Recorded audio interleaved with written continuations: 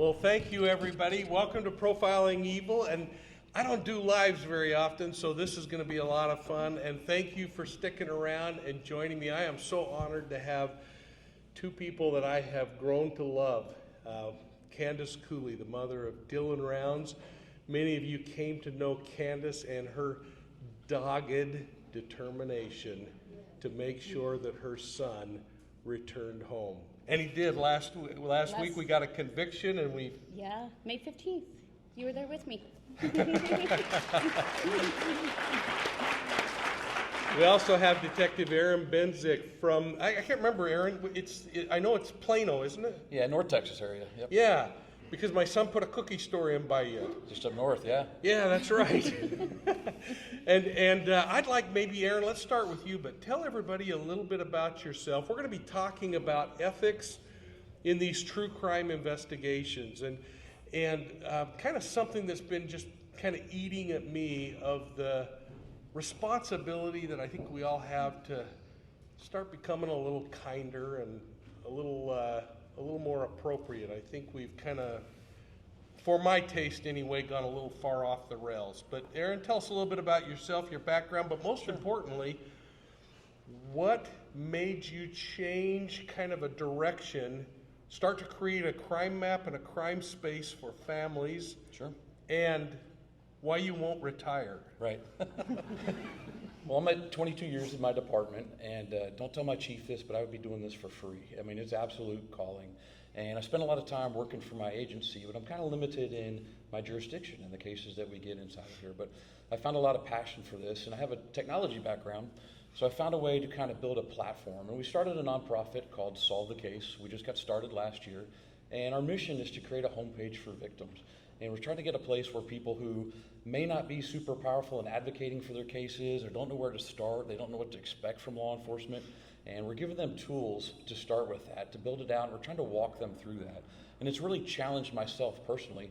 I've been in law enforcement 22 years. I know the law enforcement realm, but now I'm stepping out and I'm spending time meeting families like Candace, meeting people like Mike, and we're learning how much more need there is across the nation. And so it's really challenging myself to be a better detective and to serve people in a larger way. And I'm really excited to be in places like this right now to learn. Thanks, Aaron. Candace, take a couple of minutes and just paint a picture of how this gal from Idaho was suddenly thrust into the public spotlight, probably a place you really didn't want to be very bad. So when Dylan first went missing, of course you do what every mother does, and you go to Facebook. That is the first place everybody goes. And then we put out a reward, and then it went crazy. So we had our personal information, our personal phone numbers, a $20,000 reward in the beginning, and we had people across the country. They knew where Dylan was at, crazy stories, stuff that you can't even imagine, and we couldn't figure out why all these people were contacting us. It got overwhelming. It led us down rabbit holes. We weren't focused on actually looking for Dylan in the right places because we were trying to chase anything anybody would tell us. We were desperate, like any parent would be. That's when Missing in America Network stepped in and said, hey, let us help you. So Jazz stepped in and kind of took control of the Facebook and monitored the craziness so that we didn't have to see it. And that's like you say, with having a place for families to go, because you'll do anything. I mean, we were getting pictures of Dylan being held captive in Mexico, people who'd Photoshop stuff for $2,000 will tell you where he's at, horrific stories. It was horrible. Podcasters coming at us saying, hey, if you come on here, we'll find him. PIs, I mean, it was unreal. And communities like us can help parents navigate through that because it's detrimental enough when your loved one goes missing. But then when you have people coming at you harmfully in all directions, it makes it so much worse. You know, this is one of the reasons why I wanted to bring us all together today, was to talk a little bit about how we bridge that moment, Aaron, from an investigative perspective and a family perspective where law enforcement should be receiving credible tips. Today you don't receive credible tips. No, it's incessant noise. And the worry that you have as a detective is is one of these things in the noise you might be missing. One small thing could be an actual real tip that could lead to something that's helpful. And it's important to receive information, to be public about the cases and work with the public, but how do you do it in a way that's not exploiting the family like you're talking about? I know when we talk about a missing person case, there's automated bots on Facebook. They're sending messages. Hey, I know this guy named John. If you give him $200, he's an expert in tracking missing persons. Those are automated bots. Those aren't even real people collecting money. And so how do you, as a family who's in the middle of a tragedy, how do you know who legitimately to trust and to help? Candace, that makes me want to probably pull the biggest scab I can think of off of your arm here. And that is that there also are people who purport themselves to be professional, and we're not going to name names, but that offer to come in and solve your problems, find your son or your missing loved one, for us to talk generically. And they talk a pretty dang good game, but there's really no centralized database or place where families can go to say, is this person legitimate? Maybe you could share just a little bit about how you were trolled by someone just like that. Yeah, so that's what I call now is trolls. We had a specific person in Dylan's case that couldn't get to myself. It went to another family member and was able to get injected into the investigation. And it caused the most chaotic craziness. I, to this day, still can't even believe the stuff that went out there publicly that was just facetious, and it was horrible, and it had nothing to do with Dylan's case. And then we have these creators who latched on to listening to this person because he did talk a good game, and so then they started reporting it, and then it snowballed, and then somebody else would hear it on a podcast, and so they'd put it on their podcast, and it turned into people sitting across from our house trying to take pictures of me, people following me. It was horrific, and it's the true crime community and the ethics that we want to bring to people's attention. When you hear these stories and you repeat them, and then they get repeated again, and they get repeated again, and something changes every time, you are traumatizing the family over and over and over. And Dylan's case was so bad, to this day, it is still daily harassment. On a daily basis, I still get something. It hasn't stopped. I mean, can you imagine that, folks, that there are people out there whose whole purpose is just to inflict more harm on a family that already is facing something as horrendous as having a child missing? At that stage in the game, Candace might have been theorizing that whether Dylan was alive or deceased or whatever, but that's a point when you have the most hope in your life, too, is that somehow this cool kid is going to show up and say, my truck or my bicycle broke down and I'm all okay. But Aaron, when you have this kind of a thing happening on the family side and you're trying to investigate a case from the investigator side, and I'll tell you, I know, and maybe we'll have a moment to share, you've uncovered some big cases doing some pretty remarkable techniques, but there's really not a mechanism for law enforcement to receive and then filter through the noise to the right piece of information. But you have family members who are saying, why aren't you chasing this ghost story? 100%. I think you mentioned on something earlier, legitimacy. That's what's needed in these circumstances. There's a lot of noise, and so there needs to be a lot of accountability and promotion of legitimate organizations that have track records. And when we're working on a case, we have, ground zero, we have a case. If I'm the lead detective on a case, I may not be able to spend a lot of time directly with Candace because I need to be doing my job. I need to be chasing those leads. I need to be chasing those clues. Now, my agency that I work with, we kind of come up with a model where we will take one of our detectives in my unit and we'll make them the family liaison. So they're not the lead detective on it, but that family needs to know what's going on because Candace needs to hear, maybe she can't get to me directly because I'm chasing somebody, but she needs to know, hey, Benzic's on it, this agency is on it. And that way some of the noise that she's getting may not be as misleading if law enforcement communicates. Now, law enforcement communicating is not the standard, and that's unfortunate. And sometimes it comes down to a resource problem. I'm a little spoiled in my agency. I have a lot of resources and detectives. Not all these agencies have that, and they have to work hard to balance that, and it might lead to people like Candace not having that communication and not feeling confident. But legitimacy is kind of the name of the game from the law enforcement, from cyber sleuths, from communities, from networks. We need to be thinking and focusing on that. You know, Candace, I think it's kind of interesting. Maybe you could paint a picture of Lucin.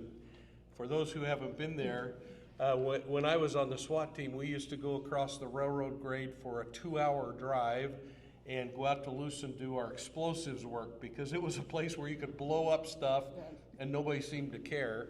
And but it is a farming community that would be in an area that not many people would suggest. So if you think about geographically, the very northwest corner of the state of Utah, out in the desert near the Nevada border, that's the area where Dylan started to farm.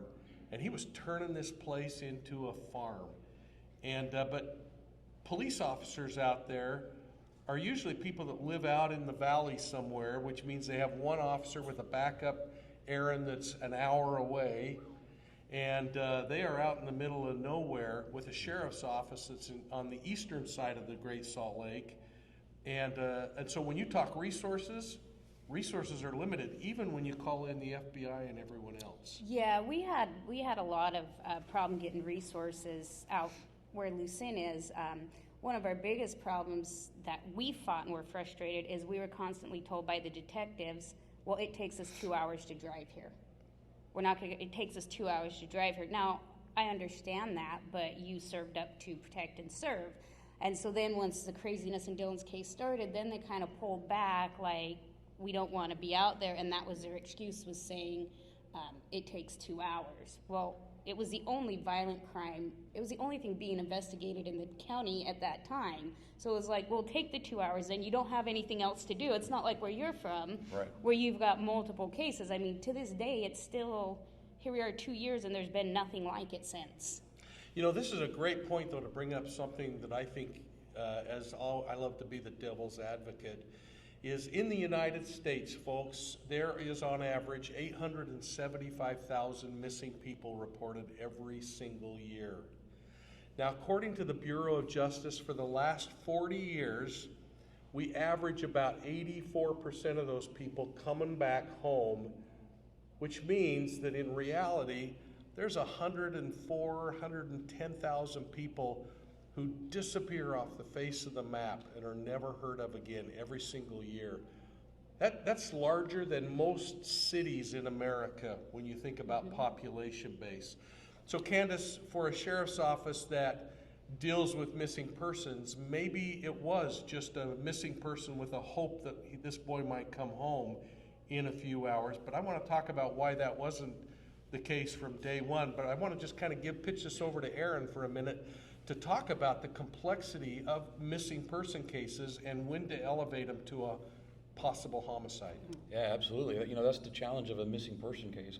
Unless you have exigent circumstances immediately on the front end really saying this person's in imminent danger, you're left with that, is this person somebody who just doesn't want to be seen, they need a break, and you're always working behind the curve. You know, if you're working a known homicide, what are we talking about? The first 48 hours, we got our clock ticking and things like that. Missing persons clocks are days, weeks, and months before even starting, but it can be the same offense. A missing person should be worked like a murder very quickly. And it can be exhausting on a law enforcement agency if they don't have a lot of resources, because it might be easier to just say, well, they're probably going to come back home, and that's just not going to cut it. You know, I think about my experiences investigating homicides or other cases. Aaron, I'd like you to kind of weigh in on this, but investigators can get tunnel vision. And I remember being taught by my mentor that old saying, if he who is good with a hammer thinks everything's a nail. And if the last case I handled was this, I sometimes have a propensity to believe this case is the same. Sure. Another kid who might come home. But sometimes we just plain make mistakes, and we have to own the wart that we earned. And in this particular case, there was a cursory crime scene search that occurred.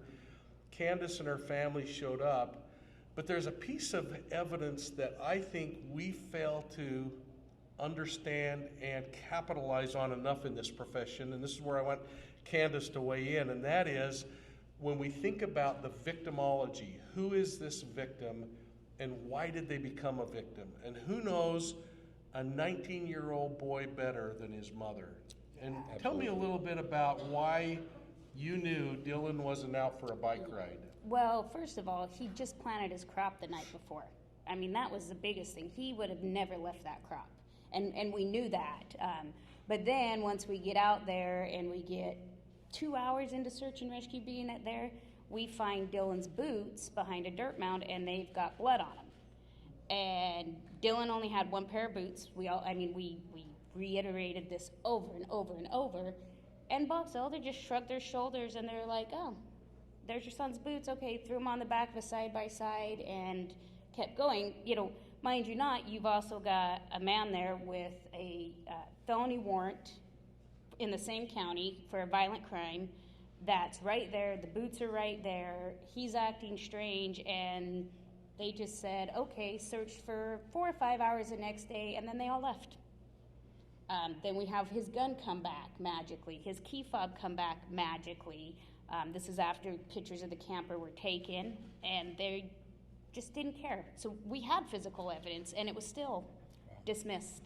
You said something like mama knows best, and it's something in law enforcement we might tend to hear from family and be like they're just exaggerating, the family's just overreacting. And time again, what I've learned is that when families share with you, this isn't right, something is off, this isn't normal, we have to listen in law enforcement. And I found that to be true. Families listen, we've got to move on it. It's serious. You know right, you know best. Yeah. Thank you. You know, I think it's really kind of interesting, makes me think of a question for you, Aaron, about the idea too that there's a point to when a family becomes disruptive to an investigation. And I in no way mean that in a mean way, but I think it's just a natural course that things aren't moving quickly enough or things are being passed up. How have you in the past handled that kind of critical team building period in time when you're dealing with a family who's unhappy? Right. So generally the way I've approached that is when I do have time to follow up after a few days and sit with the family, when we know something major has happened, is I'm going to share with the family, there's going to be some things that I can't share with you right now. This is early in the investigation. And I'm going to tell family, I need you to trust me. I need you to trust me that I'm working for you. And the thing that I've approached with families is, and I tell them, and this is truth, this is how I conduct my business, I'm going to do for you what I would do for my own family. If my own family was right here in this situation, I'm going to work for you just that same way.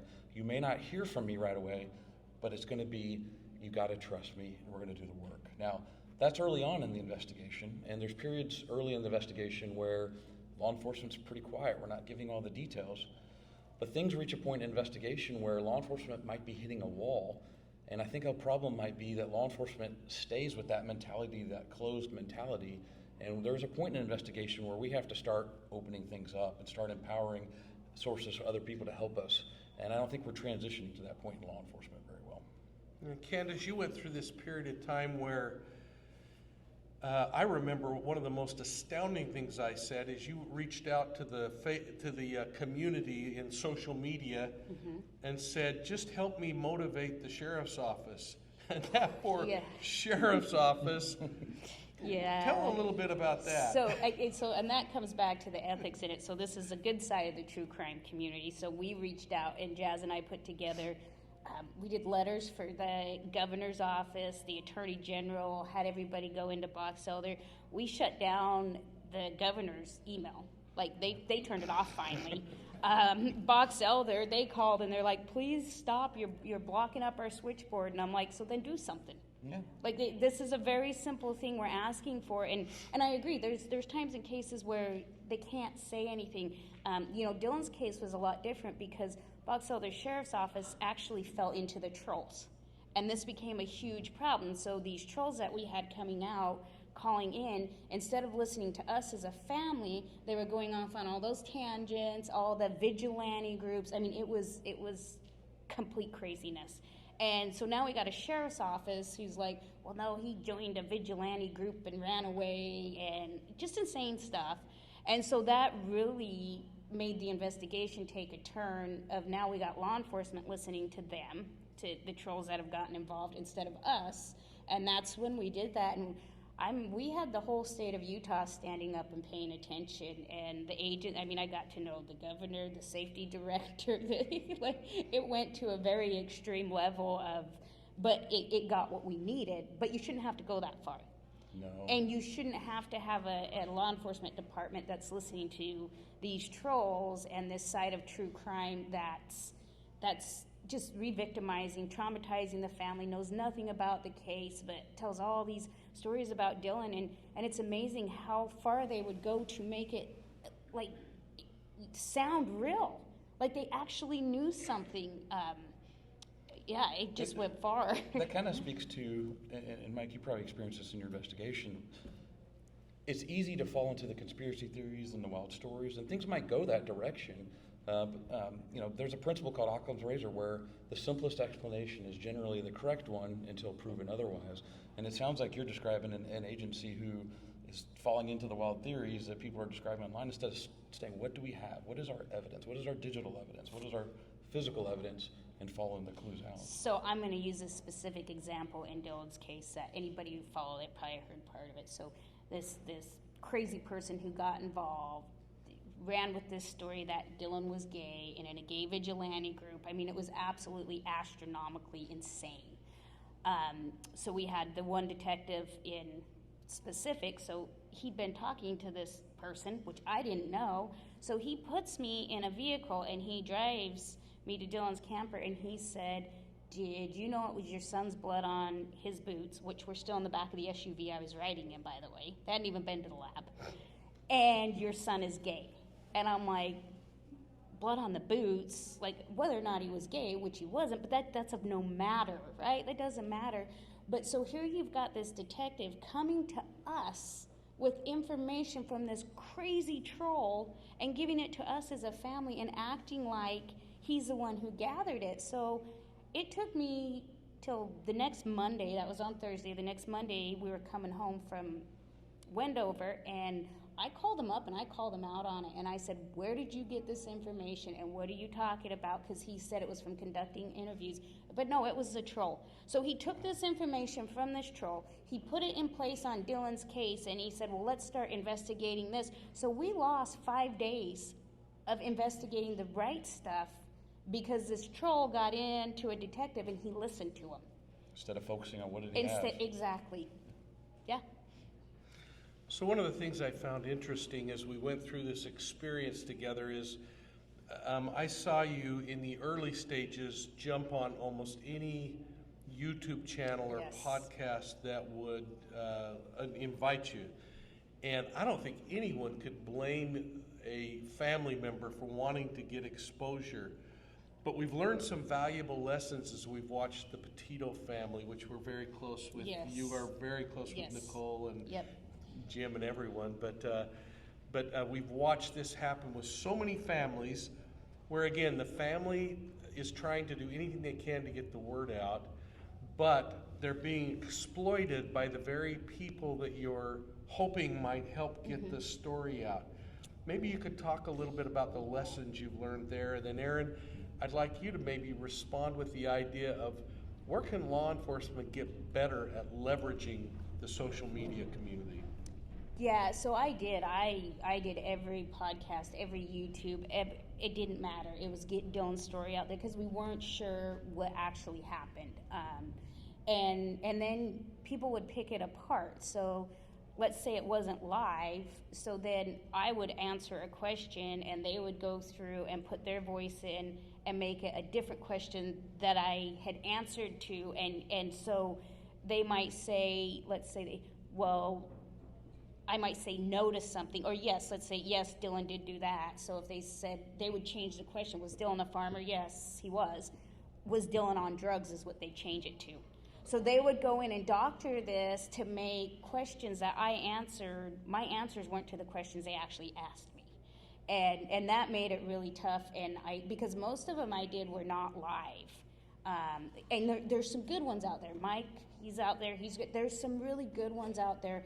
Unfortunately, as this true crime community continues to grow and you get more and more podcasts, so everybody's competing, they're starting to dramatize things in ways that they shouldn't because they want the followers. And so the stories are getting tweaked. The real information isn't getting out there. And so we're getting away from what we're about, and that's finding people and helping families. We're now becoming a tabloid business in the true crime community, and that needs to change.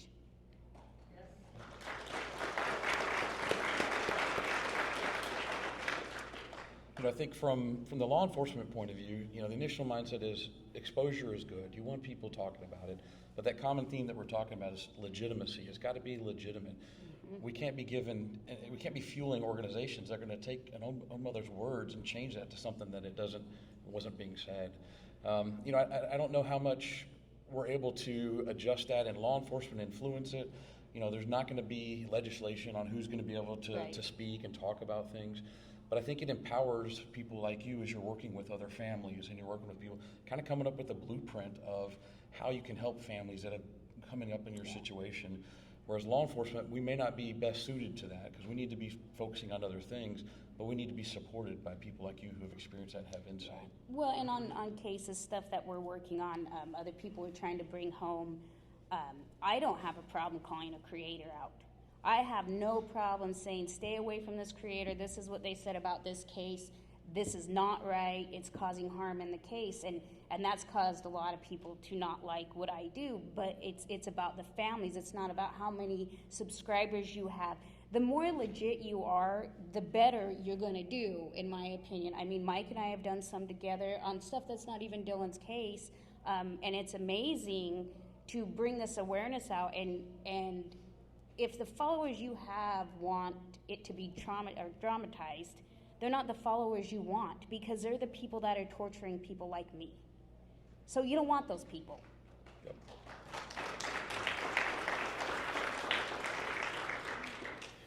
It makes me think of the Delphi murder case of Abby and Libby. And in that, Aaron, I saw law enforcement do something that I generally don't see happening.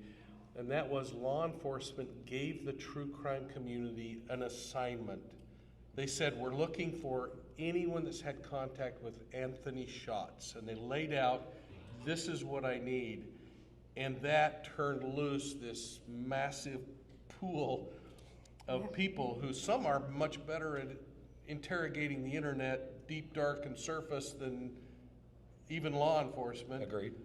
But how do we get law enforcement to start acknowledging the true crime community and make some assignments? Absolutely. I think that speaks to it. It's those assignments. Instead of letting everyone run wild, there are things that the community can help in an investigation. I'll give an example on one of my investigations. Working a homicide, I have the suspect vehicle of the killers on video. Very crappy surveillance video. I can't figure out what kind of car it is. I spend 6 months working on it. I can't do it. My next step, I then went to Reddit. I posted online as Detective Benzik. I'm working on this murder. I can't figure out what kind of car this is. A lot of my coworkers are like, what are you doing? Posted on there. I got a lot of noise, but I also got someone talk about, hey, a Lincoln MKZ. I hadn't considered that car. As soon as I looked at that model, and they're like, oh my gosh, boom, I have my car. I've got some next steps that I can work on. So I think it's recognizing, having the maturity as an investigator to recognize what are the things that I can have progress with, and then giving the assignment to the public, not just letting them run wild on this case, because if you don't have some bumpers, if you will, they're going to come up with all the wild, crazy theories and the noise, and just they're going to create stuff on their own to be talking about it. But if we can seed them something to talk about and focus it, well, that energy of cyber sleuths is absolutely, like you said, they're going to dig stuff up that we're not going to find. It's not because it's in secret police database, it's just because there's tons more eyes. And let's get those eyes in a productive way to make progress, and it can happen. Yeah. I know that you've received a lot of tips that actually became actionable tips that you passed on to law enforcement during Dylan's case. I don't know that there are any that you're in a position until sentencing is complete, but we had some. Most of our tips came from insiders, in reality, because it's such a small area. But other cases that I've worked on with Missing in America Network, and Jaden's case being one of them, we've received some great stuff that's led to bringing people home alive. So you just got to learn how to filter them. And when a family's in this middle of this, they're not going to filter. There was nothing. I turned away nothing. I opened every message. I read everything. But then once Missing America Network got through it and started helping me, they would filter some of that out and then say, okay, Candace, this one I think you need to look at. But, these ones, Dylan's not kidnapped in Honduras, right? So there's definitely tips that come in. When we found Chase Venster, there's one, We put Chase's face out there. We said Dylan had an altercation with him, we heard, and it was within a day and a half we had him, and he was actually calling himself in, saying, I didn't do this. Like, he was calling in saying, okay, I'm right here, guys. I didn't do this. So you can definitely get good tips, but I think the assignment thing is a wonderful idea because then you're asking the public to engage. And so instead of going off into this negativity world, they're saying, hey, somebody, let's say if Dylan's pickup was missing, we need to find Dylan's pickup. So they take a positive spin on it and say, let's find Dylan's pickup. You're always going to have the people that are going to try to fake it, but I think there's more good than bad. But I think asking the public to engage helps draw that good out. It absolutely does. I've got a recent example that I can talk about in regards to kind of getting tips from the public. On our Solve the Case on the nonprofit platform, we're trying to create these pages that are legitimate, just has the facts and has information. And a few months ago, someone created a case page on our site. We didn't know who the people were, but they created a case page for a fugitive. There was a wanted murder fugitive named Frida, and she was on the loose. She had committed a murder in Bandera County in Texas, and they had been looking for her. She ditched her car in Vegas. Bandera County had thought they had arrested her in Mexico. Turned out it wasn't her. Kind of this long story of looking for this fugitive. And then this organization out of San Antonio just created a case page for her on our site. Well, we started getting some tips, and you can kind of see what tips have a lot of extra noise or no, there's something there. Just 2 weeks ago, we got a tip said, hey, Frida is in this city in Oklahoma right now, and you can find her if you're looking for her. I'm like, Called up the detective on that case. This was on a Friday. By Monday morning, I got the email from him, thank you so much. We just arrested her, and they were super appreciative of that. But the public having access to submit tips it's a good thing. You need to come in, and you can get a sense of what's extra noise or who's being dramatic, or when that one comes in of like, hey, I know where she is. She's right here, very specific. It does catch your attention. Thank you for both of those comments. One of the things I found interesting over the last couple of years, Candace, is we've chatted, which sometimes we've chatted every day of the week, is that as a creator of content, you're always faced with this egotistical side that says, man, I'd like to be able to be the one to break this one wide open. And yet, for some reason, there was something that created a bond where we talked about things that were very intimate to the case that would have damaged the case if we'd ever released it. Tell me about your thoughts of what counsel you'd give to families going through this experience of who to align with outside of law enforcement.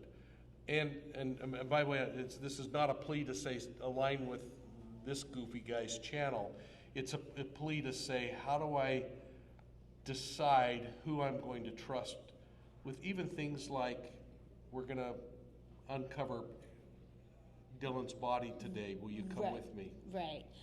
So that's the problem is there's no manual. That is the problem, and that's part of the awareness we're trying to bring through Dylan's legacy, because I didn't know, I learned to trust Mike just by talking to him and walking through his channel, and, well, Jason Jensen knew who you were, but I didn't know. There isn't anything. There's nowhere to go. You Google it and you get every sleuth, every podcaster. You have people that love him, people that hate him, and that's part of, on Dylan's website, we have resources, Mike being one of them. We'll put your page up on there. These are safe places that I have used, and if they're safe in Dylan's case, they're pretty much safe anywhere. These are people I know, I trust, people Jazz knows and she trusts, and that's what we're creating, because there's no way to know. There wasn't. I had no way to know. That's why I did what I did, because there was nowhere to go to get that information of who's safe and who's not. I'll just tell you, folks, from a personal standpoint, to have a mother call and share some of the things that have been shared as we sort through things. When you were going on Dr. Phil, to be able to sit in council with Phil's team and get content that was needed and then provide that over.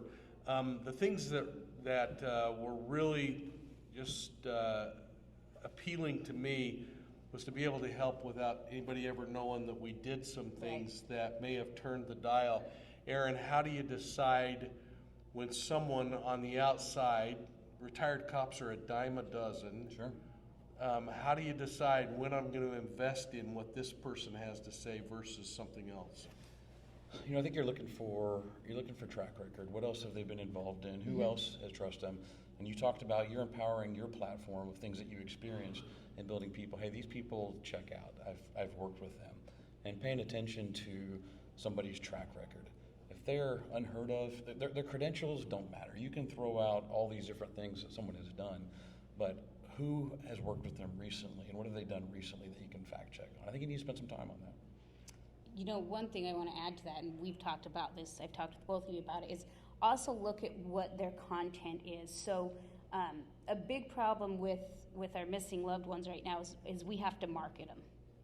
And I've used this example all week. You know, Gabby was the all-American traveling girl. Dylan was the all-American farmer. What about all these other kids? What about these kids and young adults that aren't getting the media attention like our kids got? So if you have creators that's all they're focusing on is high-profile cases, they're not out there because they truly care. They're out there because they're exploiting a family to try to make money. If you're a creator and you have a mom who comes to you and you're truly out there to help, it shouldn't matter whether her son or daughter is out in the media. Let's help them get that person out there, and let's help them find them.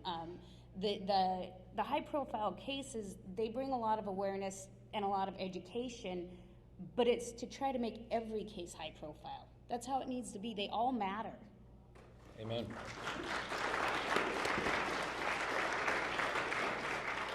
Now, if you've watched Profiling Evil, you know that I don't like to go very long, but I want to make sure that we leave time for a few questions if you have them, and there's some microphones there. So if you have a burning question, step up to the microphone. But I want you to also know that part of the journey for a mother like Candace is becoming an expert. And today I think she twisted Aaron's brain with something, and we're going to just talk a little bit about how lay people can become very expertise. But please, what's your question? My question is for Candace, but you can all answer as well. Not that I have to give you permission. My name is Kaya Penfield. I'm with Stand Our Ground podcast, which covers my cousin's murder case that was ruled self-defense under Stand Your Ground despite a lot of evidence to the contrary with the conflict in the police investigation. So the main reason I'm at CrimeCon has been to go up and down podcast row and pitch the case to people, which is, as I'm sure you know, super disheartening at times, even when it's a great reception. So I guess my question is kind of how did you take care of yourself and handle the process of all the awful parts where you have to pitch sometimes the most click-worthy part of your family member's case in order to try and get attention, even though it's sometimes one of the hardest parts to think about? It was getting the awareness. So all I could think of is if we don't keep Dylan's face out there, if we don't keep this case moving forward, in our particular situation, was Box Elder literally was going to sweep Dylan under the rug, and that is not an exaggeration. So I thought the only way we're going to keep this from happening is if we get out there, and that's how I did it. And it was night after night, and some of the creators I would get off at, and I hated it, but it was the only way to keep the case moving forward. The more public attention we got, the more people who latched on, and that's how we started creating this network of good people. But unfortunately, it did have to start with the bad side of the true crime world. It really did. That's because Dylan wasn't publicized. Nobody cared. And then, I'll never forget, Jazz told me, you have to make the world fall in love with Dylan. And once we got that and he became the All-American Farmer, then everybody did, and that's what kept us pushing forward.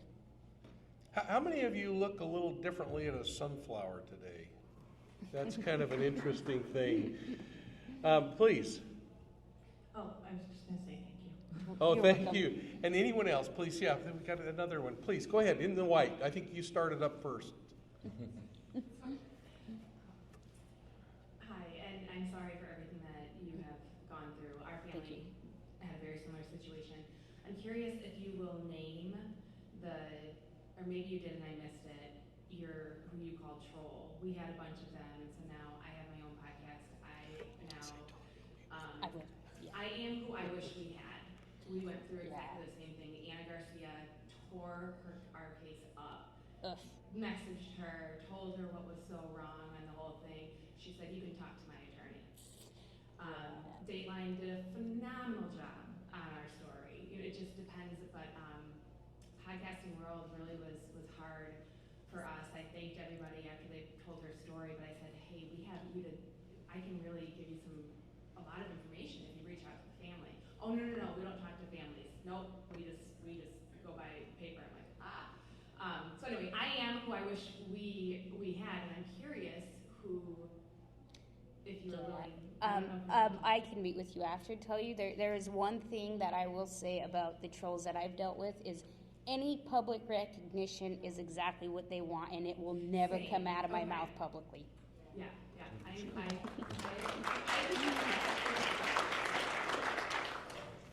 Please. Hi, I'm Shannon. I'm with a mother YouTuber. I've talked to Candace a couple times. As a YouTuber, I'm trying to be as advocacy as I can.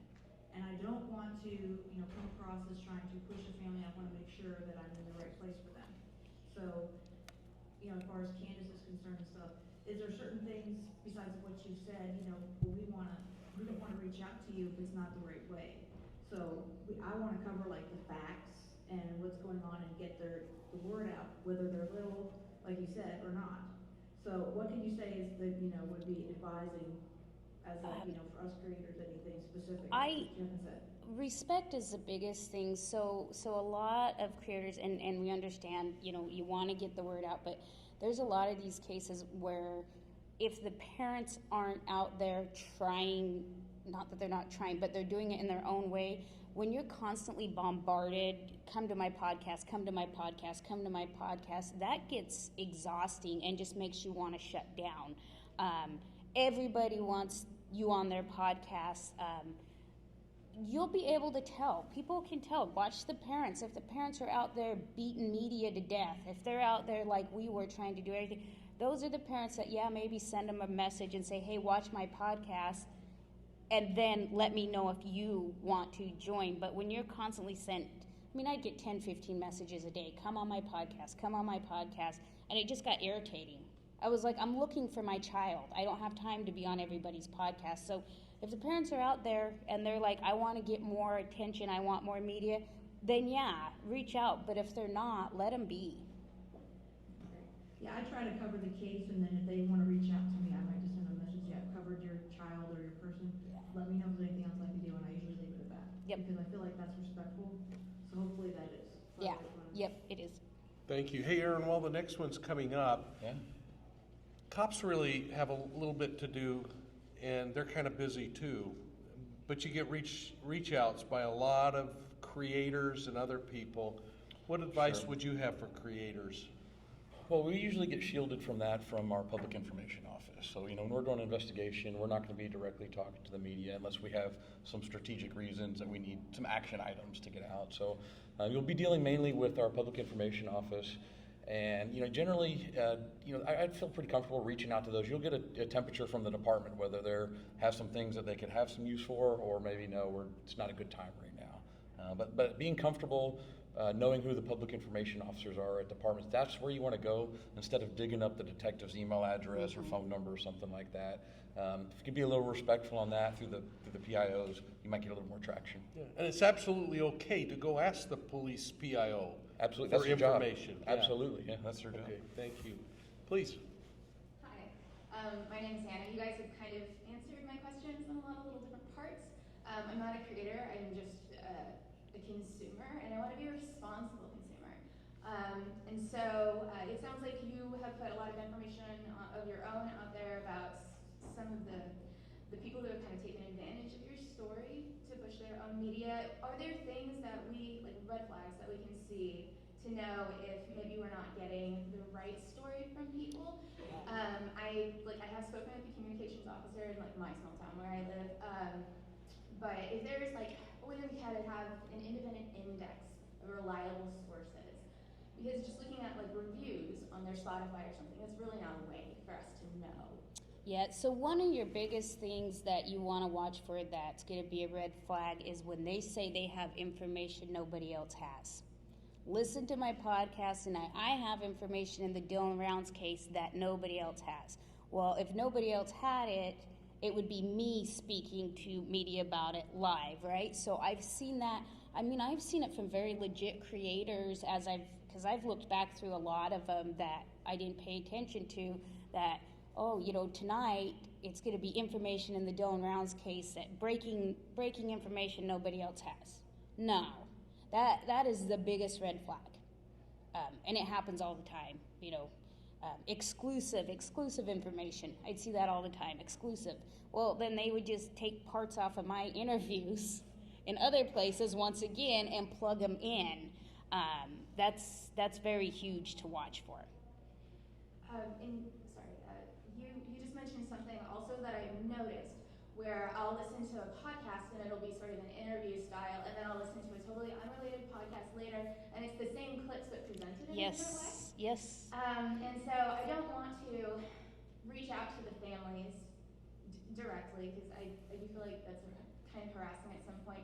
But I know there are a lot of like Facebook groups and that sort of thing. So if I have questions like, is this reliable information? Is it appropriate for me to ask? So I would say no to asking the family, because you're one person and there's probably 20,000 others who want to know if that's reliable information. So if I say, yeah, reach out to the family, no, because there's going to be so many people reaching out. Unfortunately, it's just learning how to weed through it. There's no resource in a case you're going to go to say, is this reliable information? There was information on my Fox 13 news that she got wrong. What she said was wrong. So unfortunately, you just got to weed through the best you can, because in our media world, there's no way to make sure everything out there is correct. There's just no way. You may also pay attention a little to some of the police public releases. They will at times, it's not going to release a lot of information, but when they do release public releases, there'll be some of the structure of the case inside of there too. You can kind of use that as a framework. Yeah. And I would just petition any creators to get rid of the ghost stories and get rid of the conspiracy theories and stick with publicly released information that's coming from a reliable source. Get an arrest affidavit that is filled with factual information from the government's position. But I want to just kind of close. I'm sorry, did you have another question? Are you done? Thank you so much. And please, anyone that would like to ask a question, step up. But I want to kind of close with a thought in regard to that. And it's more around the idea of, as this information comes in and sharing information, that we somehow need to get across the point at every level that we could be a whole lot more kind with each other when we're involved in these things. That law enforcement could loosen up a little bit and actually be human beings talking instead of an official. That families could be a little more about the emotion or whatever and less about the anger that automatically happens when you're dealing with an agency that's not moving fast enough. But most importantly, that the creator community could be a whole lot more factual and a lot kinder. Yeah. Go ahead. The worst thing you can do you know how much I heard in the beginning, and it's still people now that we have Dylan's remains back, people will judge the family. It is a consistent re-victimization. It is, don't worry about me personally. People have dug into my background from 15 years ago stuff. Well, Candace did this 15 years ago. Leave the parents alone. It is so cruel to just dig in, and what does that matter? It's not about me, right? It's about Dylan. So I got divorced, so what? Dylan was 5 years old. Why are people coming at me for that? I mean, all kinds of crazy stuff. Be nice to the families. It's not their fault. Aaron, a thought on that? I think so, somebody talked on the beginning is you commented on law enforcement, being a little kinder and stuff. Spoke to what I said earlier. Talk to somebody and treat this case like you would your own family. If you have that as your guideline in law enforcement, you're not going to go wrong. It's going to steer you right. So I'd like to end with just letting Candace share, maybe if she's comfortable doing this, and I'm throwing her under the bus. She does that all the time. But we shared some rather intimate moments as Candace got to be with her son as he was unearthed, and later actually on her own recover more of his remains that were missed. Yeah. And maybe you could just share how this has kind of come full circle, but what that kid is going to contribute to the world now Yeah. that he didn't before, and he Well, wouldn't have as a farmer. No. Yeah. So Dylan was going to make a name for himself one way or another. Obviously, it's not in the way we wanted. Now that this has come full circle, I look back on it and you can do that too. You don't have to. No, it's okay. It happened for a reason. So I look at the good, and to be able to have the teams. I mean, our K-9 team came out, and we found more of Dylan that was out there that was left. Now I have this K-9 team, so any of you guys have someone who goes missing and you can't find them, we've got these resources. So I'm glad it took the circle it did. Otherwise, we wouldn't be able to help others, and it would have been for no reason. Aaron Benzik and Candace Cooley, thank you so much, everyone.